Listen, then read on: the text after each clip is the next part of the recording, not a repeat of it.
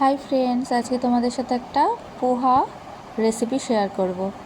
তো তার জন্য আমি একটু চিড়ে ধুয়ে ভালো করে জল ঝরিয়ে রেখেছি। তার মধ্যে পেঁয়াজ, ধনেপাতা, লেবু, কাঁচা লঙ্কা, কারি পাতা আর বাদাম রেখেছি। বাদাম দিতে হবে। আর এবার কড়াইতে একটু তেল দিয়ে ভালো করে নাড়াচাড়া করে নেব। এবার জিরে আর সর্ষে ফোড়ন দিলাম।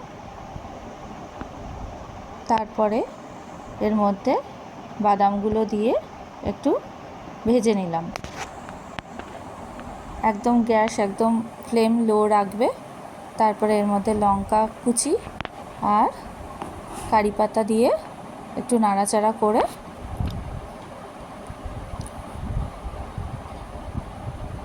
পেঁয়াজগুলো দিয়ে দিলাম, পেঁয়াজ কুচিগুলো।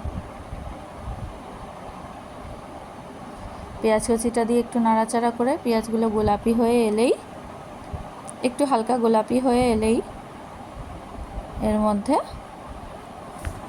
একটু হাফ চামচ মতো হলুদ আর নুন, মিষ্টি স্বাদ মতো দেবে। দিয়ে এর মধ্যে ভিজিয়ে জল ঝরিয়ে রাখা চিড়েগুলো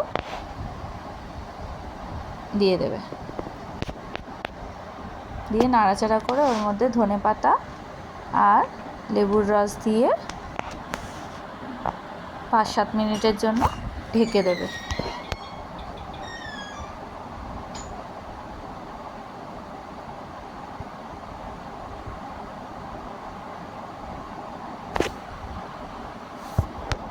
তাহলে 5-7 মিনিট পরেই রেডি। Thanks for watching.